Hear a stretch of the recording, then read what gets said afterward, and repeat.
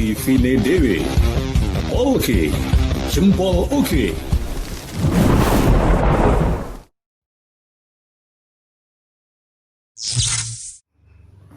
Assalamualaikum warahmatullahi wabarakatuh. Halo sahabatku, sahabat Pipine Dewi. Oke, jempol oke. Alhamdulillah kita berjumpa lagi saat ini. Dan saya sekarang ajak Anda untuk berkunjung kepada seorang, bisa dikatakan masih anak muda, tapi sudah punya prestasi yang oke di dalam dunia fotografi. Ini ceritanya nggak sengaja jadi fotografer, bisa juga dikatakan the power of kepepet, ya kan? Tapi kemudian menjadi seorang fotografer yang berpenghasilan dan diapresiasi di sana sini, selain juga ikut dalam satu lembaga biro wisata. Namanya adalah Solekan atau biasa dipanggil Abikan. Nah, saya akan ajak Anda ngobrol sama Abikan terkait bagaimana sebuah fotografi itu dijalankan dan profesi fotografer itu dikerjakan. Seperti apa obrolannya? Simak di liputan khas Pipine Dewi Polke Jempol Oke. Ya, Abi, saya boleh dibagi cerita ini tentang bagaimana kisah bisa menjadi seorang fotografer yang kemudian karya-karyanya bahkan diapresiasi oleh Google. Silahkan Tat Abi. Baik, terima kasih Bang Jiwa atas kehadirannya. Sebenarnya saya ini masih belum layak untuk dijadikan subjek atau objek untuk videonya Bang Jiwa dalam channel TV ini TV ya. Oh, sudah lah ya. Terima kasih ini sudah diapresiasi, terus mau menyempatkan diri datang ke kubu kami yang hijau seperti hijaunya daun, karena memang prinsipnya kami suka tanamannya, jadi rumahnya dicat hijau. Awal mula saya terjun di fotografi ini sebenarnya diawali dari ketidaksengajaan.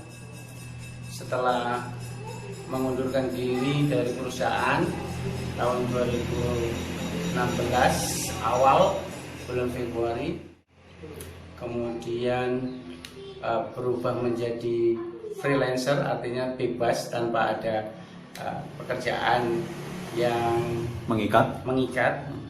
Akhirnya kemudian kami mulailah berusaha untuk mendapatkan penghasilan atau mendapatkan rezeki dengan berjualan. Pertama saya itu awalnya berjualan online, berjualan herbal.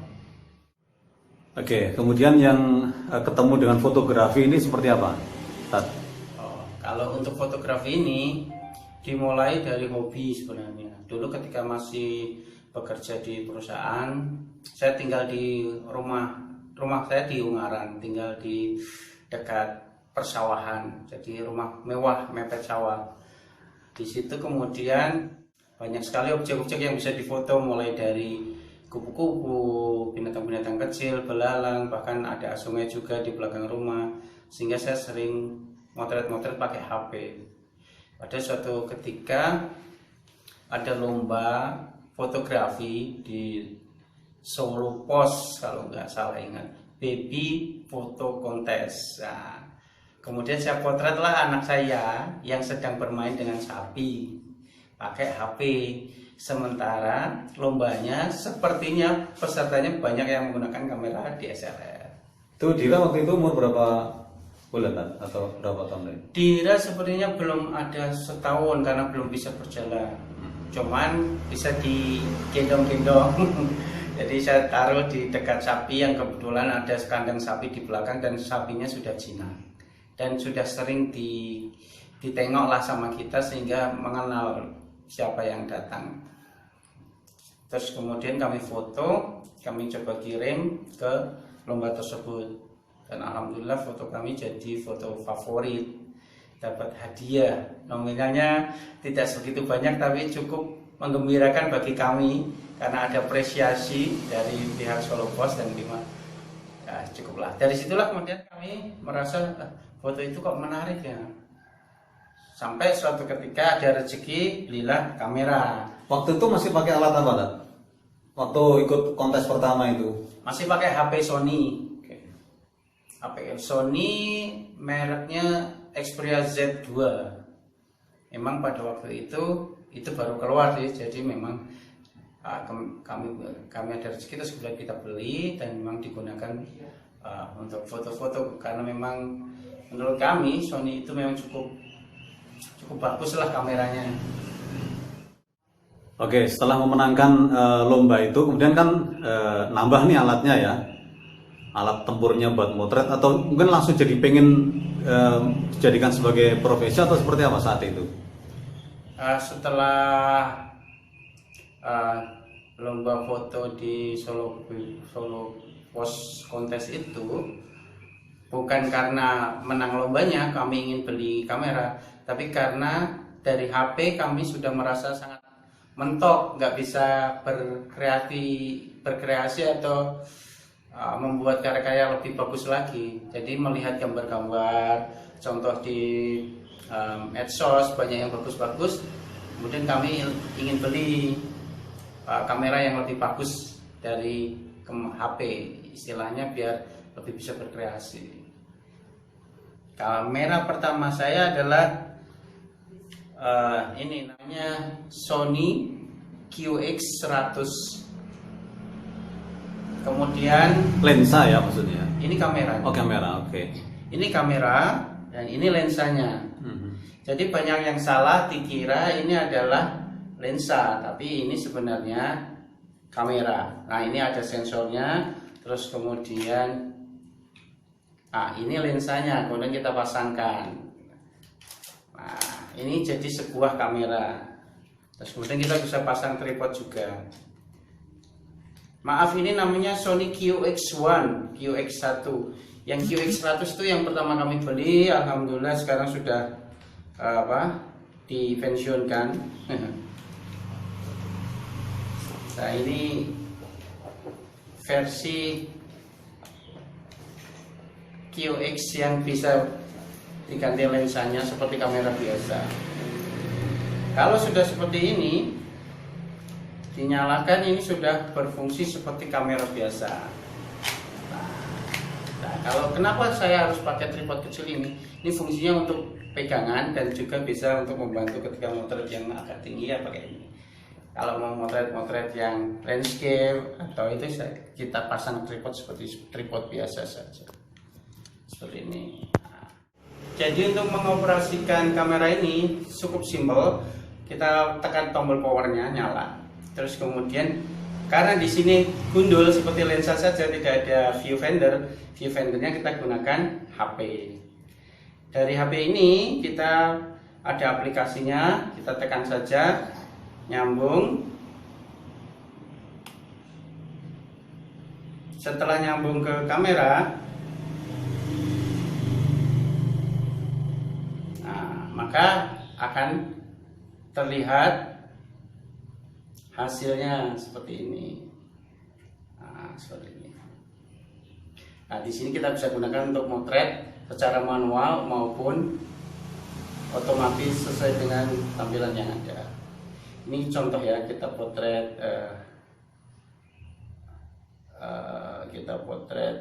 videografernya Bang Jiwo ini.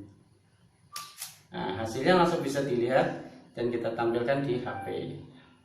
Nah, hasilnya ini. Semudah itu ya? Semudah ini. Oke.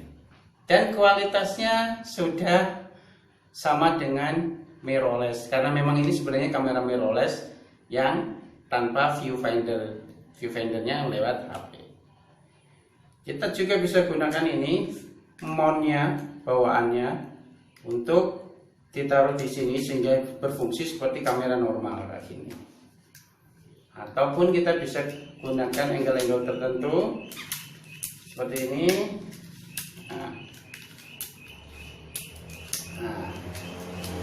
Atau seperti ini. Seperti ini. Itu 360 derajat? Ya, enggak, hanya 180 sepertinya. Oke. Seperti ini. Nah, seperti ini.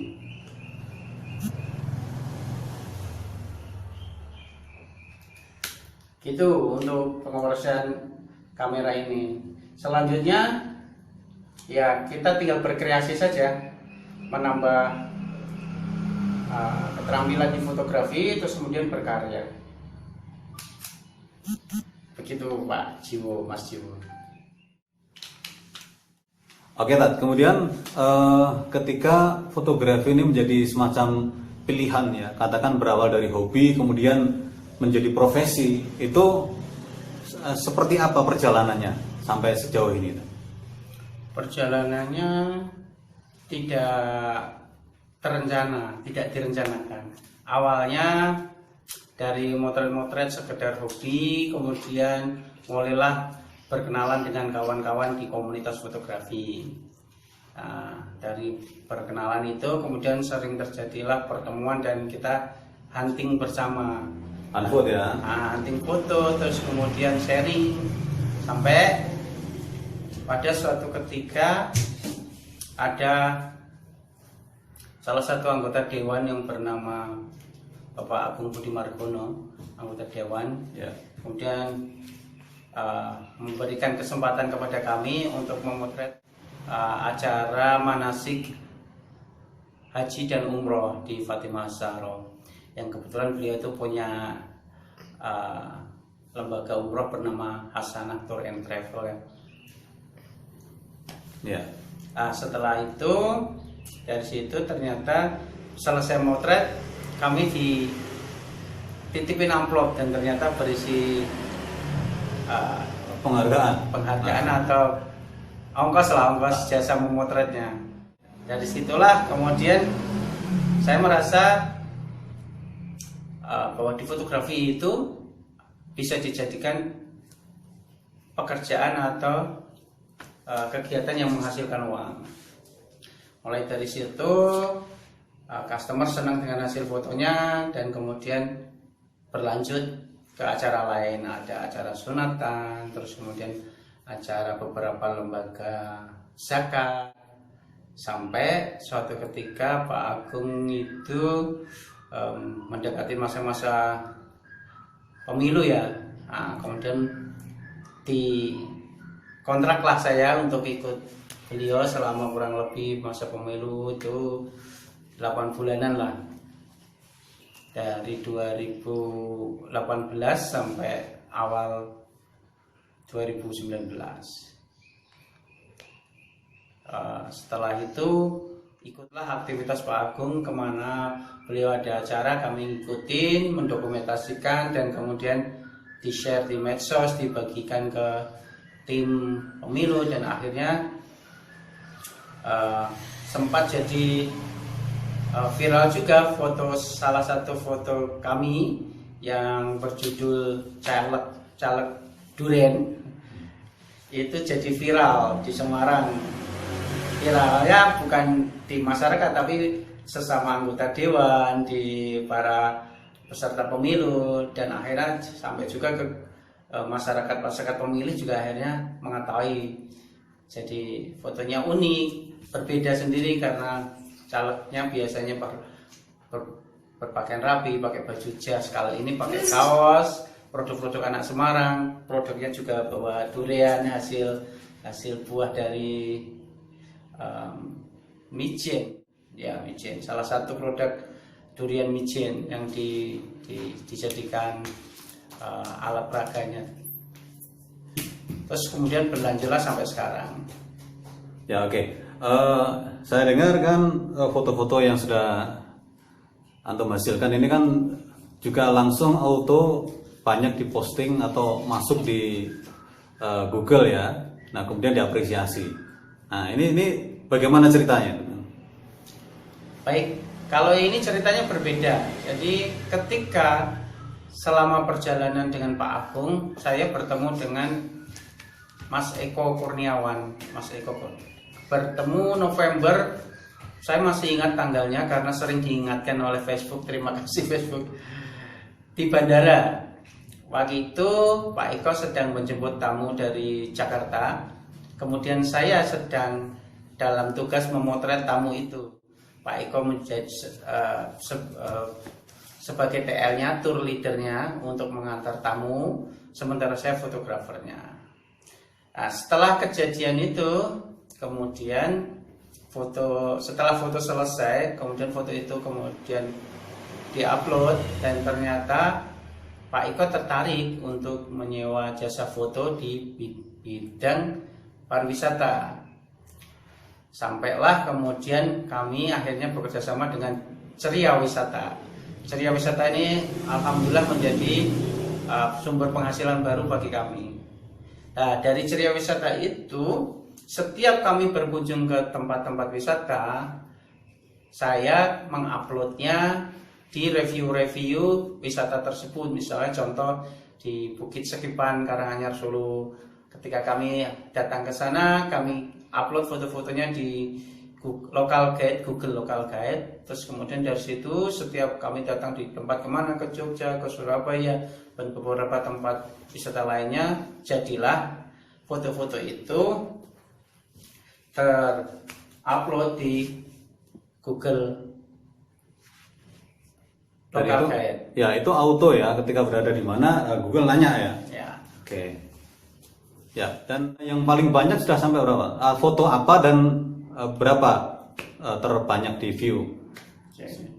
Terakhir informasi dari Google itu saya mendapatkan bahwa foto-foto saya sudah dilihat sebanyak 2 juta viewer, sehingga kemudian Google memberikan penghargaan.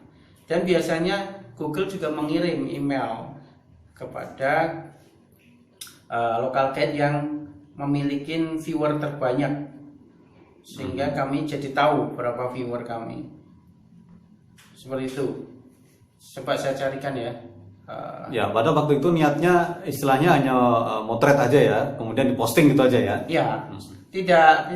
Kami tidak tahu ketika diposting itu kemudian akan menjadi pengalaman baru dan diapresiasi oleh Google, karena memang tujuannya waktu itu karena memang biasaan upload di medsos, sehingga kami ketika ditanyakan Google pun kami upload aja begitu saja tanpa berharap apapun.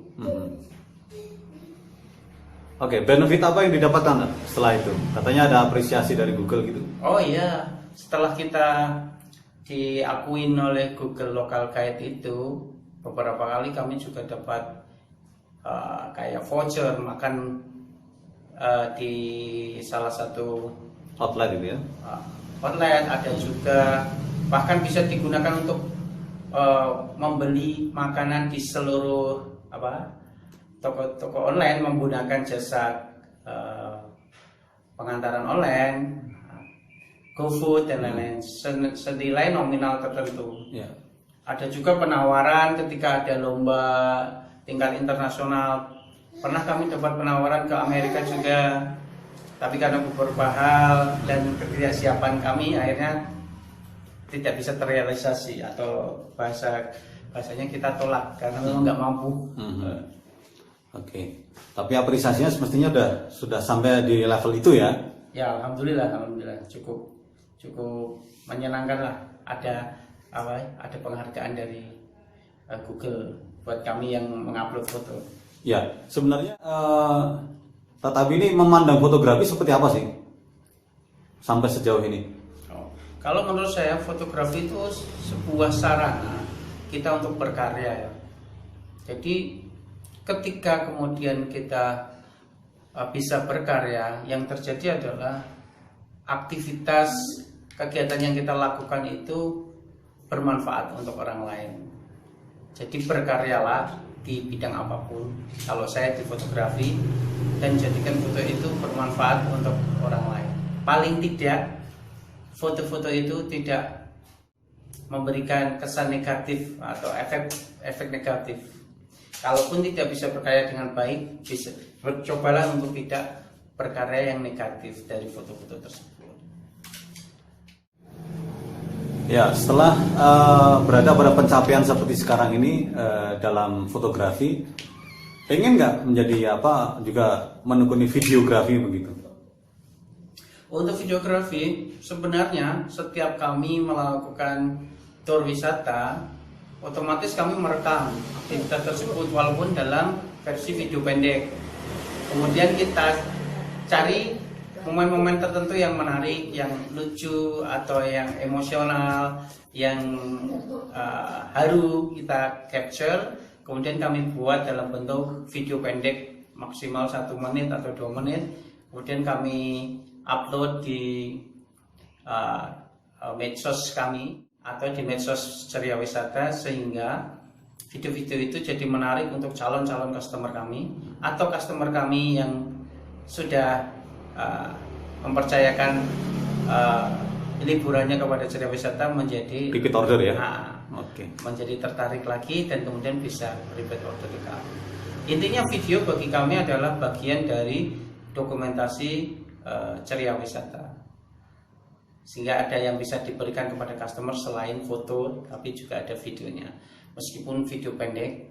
Karena memang kalau terlalu panjang, sekarang ini banyak masyarakat yang cepat bosan ya. Kalau videonya tidak menarik, baru beberapa menit paling sudah di skip ya, skip atau di close. Jadi kami bikin cuma 1 menit 30 detik sampai 1 menit, tapi yang menarik. Ya, kalau bicara fotografi, sebenarnya objek apa yang paling menarik bagi Antum?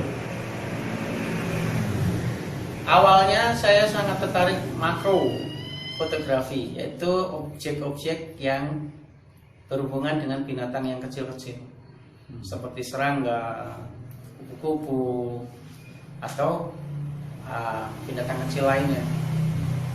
Awalnya karena memang rumah kami waktu itu berada di Ungaran dan dekat sawah. Banyak ya? Ya, yang objek yang jadi korban kami adalah kebo, sapi, kambing, termasuk juga serangga-serangga, ular dan lain-lainnya. Tapi kemudian bertambahnya waktu, bertemu dengan teman-teman komunitas, saling tukar informasi, akhirnya berkembang sampai ke semua genre, termasuk kemudian landscape, kemudian ada juga human interest. Terus kemudian kami juga sempat bertemu dengan ikut pelatihan juga dengan beberapa kawan, ikut pelatihan fotojurnalistik sampai foto model. Akhirnya kami jadi menyukai semuanya, tidak fokus kepada satu genre saja.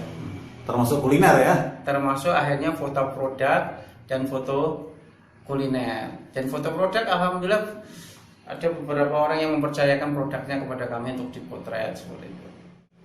Ya, oke. Kalau sudah berhubungan dengan pihak luar yang bicara soal apresiasi atau katakanlah jasa fotografi, ini otomatis kan ada rate. Nah, sejauh ini apakah ada rate tertentu yang disampaikan kepada klien atau seperti apa mereka memberikan apresiasi kepada jasa ini? Untuk harga atau rate jasa seorang fotografer itu karena memang tidak ada patokannya di jasa fotografi, bahkan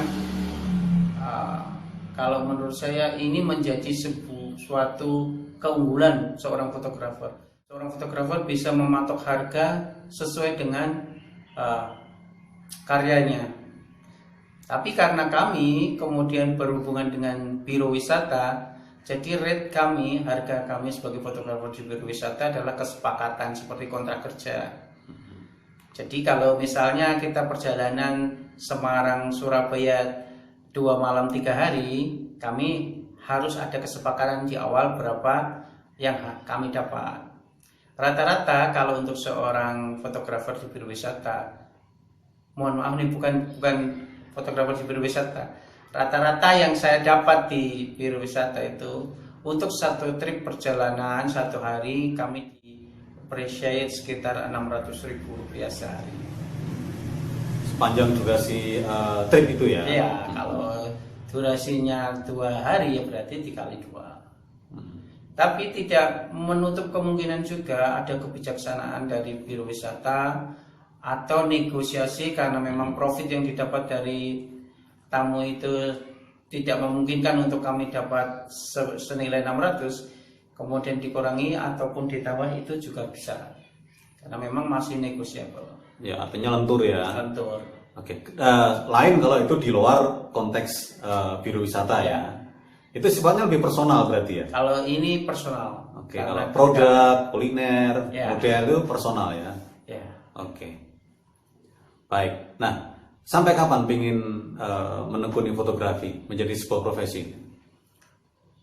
Untuk saat ini sebenarnya selain sebagai fotografi, saya juga editor ya, ngedit foto menjadi lebih menarik. Menjadi hidup ya? Ya, menurut kami, ketika kita sudah merasakan bergelut di fotografi, kemudian kita mesti ada satu hal yang membuat kita jenuh. Bukan bosan, tapi ada kejenuhan karena tidak ada karya yang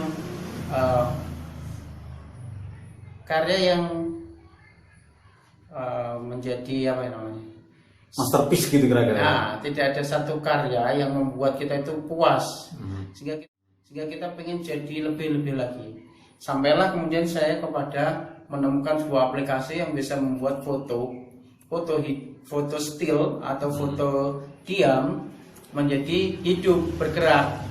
Dalam arti kita bisa membuat satu foto diam, kemudian awannya bergerak, atau pohon daun-daunnya bergerak, atau kemudian ada burung yang bisa lewat dan seperti itu, atau airnya bisa bergelombang seperti itu. Kita buatlah foto, kita edit menjadi sebuah foto motion namanya, foto bergerak.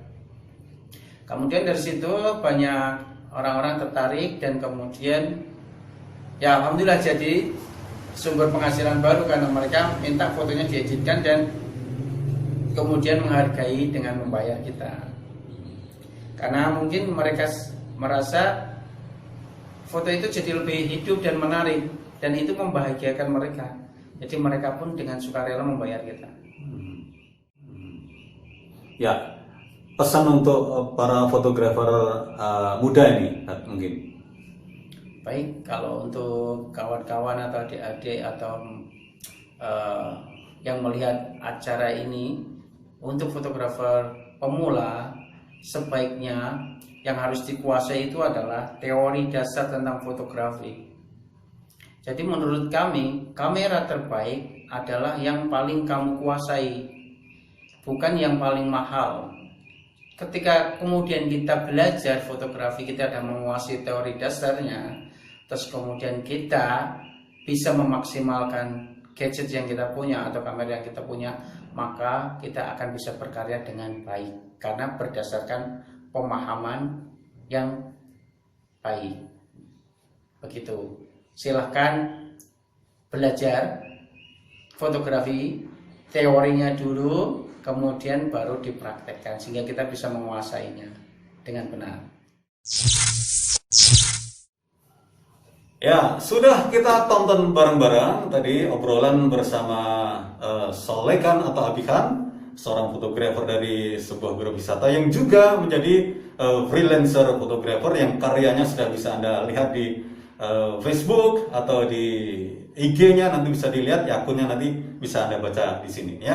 Terima kasih perhatian sahabatku, dan jangan lupa kalau suka dengan video ini silahkan subscribe, like, comment, and share hanya di TV DW Polke Jempologi. Dari Semarang saya Jiwo melaporkan untuk TV DW. Assalamualaikum. TV DW Polke Jempol Oke.